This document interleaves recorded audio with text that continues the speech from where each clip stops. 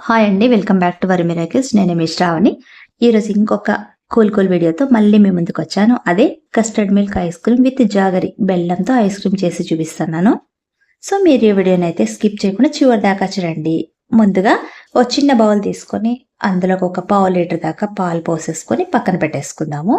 ఇప్పుడు మిగిలిన పాలను స్టవ్ పైన పెట్టేసుకొని దగ్గర పడే వరకు లో టు మీడియం ఫ్లేమ్ మీద కలుపుకుంటూ మరిగించుకుందాము. కలుపుతూనే ఉండాలి, లేదంటే అడుగు పట్టేస్తుంది.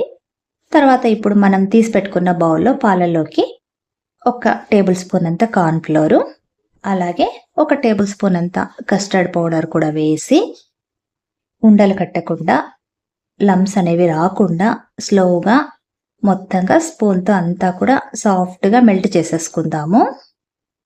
నిదానంగా నెమ్మదిగా ఒక 2-3 మినిట్స్ పాటు కలుపుకున్నట్లయితే ఉండలు లేకుండా సాఫ్ట్గా తయారైపోతుంది అనమాట. ఇది కలిపేసుకున్నాం కదా. ఇప్పుడు స్టవ్ పైన మరుగుతున్నాయి కదా పాలు, అందులోకి ఇప్పుడు మనం కలిపి పెట్టేసుకున్న కస్టర్డ్ మిల్క్ను కూడా బౌల్లో నుంచి పోసేద్దాం. మొత్తం పోసేటప్పుడు కూడా మనము కలుపుతూనే ఉండాలి, లేదంటే ఉండలు కట్టేస్తుంది. సో అలాగే కలుపుతూ ఉండాలి. దాదాపుగా 2-3 మినిట్స్ పాటు గట్టి పడేదాకా కూడా కలుపుతూనే ఉండాలి. అలాగే లో ఫ్లేమ్ మీదనే ఇదంతా చేయాలి మనము.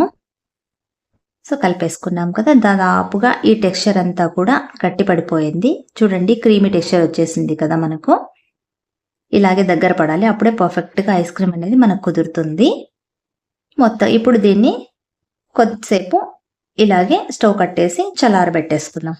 ఇప్పుడు ఇంకొక మిక్సీ జార్ తీసుకొని అందులోకి 1/2 కప్పు బెల్లం తీసుకున్నాను నేను.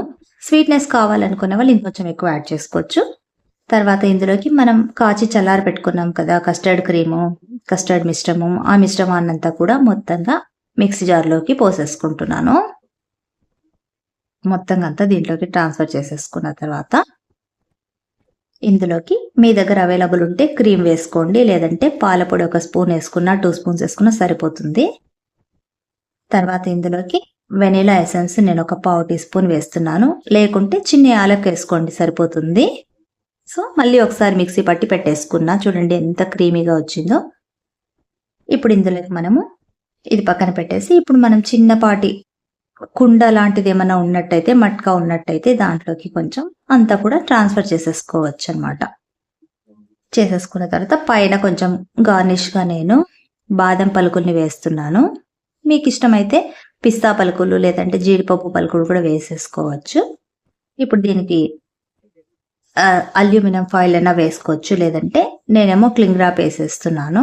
వేసేసి కొంచెం రబ్బర్ బ్యాండ్ వేసినట్టయితే ఇంకా మార్నింగ్ దాకా అలాగే ఉండిపోతుంది. దాదాపుగా 12 అవర్స్ దాకా ఫ్రిడ్జ్లో పెడితేనే ఐస్ క్రీమ్ అనేది తయారవుతుంది అనమాట. ఇప్పుడు మిగిలిన టెక్స్చర్ని కూడా నేను చిన్న గ్లాస్లో, టీ గ్లాస్లో వేసేసి దాంట్లో కూడా కొద్ది బాదం పలుకులు వేసేసి అందులో ఒక ఐస్ క్రీమ్ పుల్ల కుచ్చేస్తున్నాను.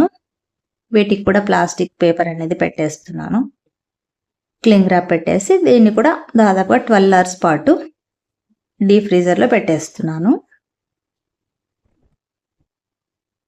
ఈరోజు మనం సాయంకాలం చేసామంటే ఐస్ క్రీమ్ రేపు మధ్యాహ్నం దాకా అవ్వదనమాట.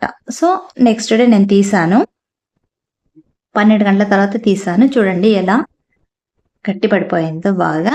ఎంత బాగుంది కదండి చూడటానికి, కలర్ఫుల్గా. చూడండి ఎంత చక్కగా ఉందో. సో ఇప్పుడు ఒకసారి మనము స్పూన్తో తీసి చూద్దాము. సో నైస్ కదా. అది కూడా హెల్దీ వేలో చేసి చూపించాను మీకు బెల్లంతో. మీరు బెల్లం వద్దనుకున్న వాళ్ళు పంచదార అయినా వేసుకోవచ్చు. చూడండి ఎంత బాగుందో. స్కూల్ నుంచి పిల్లలు రాగానే ఇలా ఐస్ క్రీమ్ ఇస్తే వాళ్ళు ఎంత హ్యాపీ ఫీల్ అవుతారు. సో మీకు కూడా ఈ వీడియో నచ్చింది కదా. ఇంకెందుకు ఆలస్యం, మీరు కూడా తప్పకుండా ఇంట్లో ట్రై చేయండి. దీంట్లోకి కావాలనుకుంటే మనం అరటిపండు కూడా యాడ్ చేసుకోవచ్చు.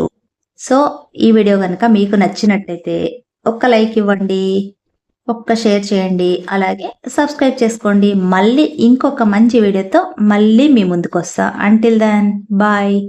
Thanks for watching.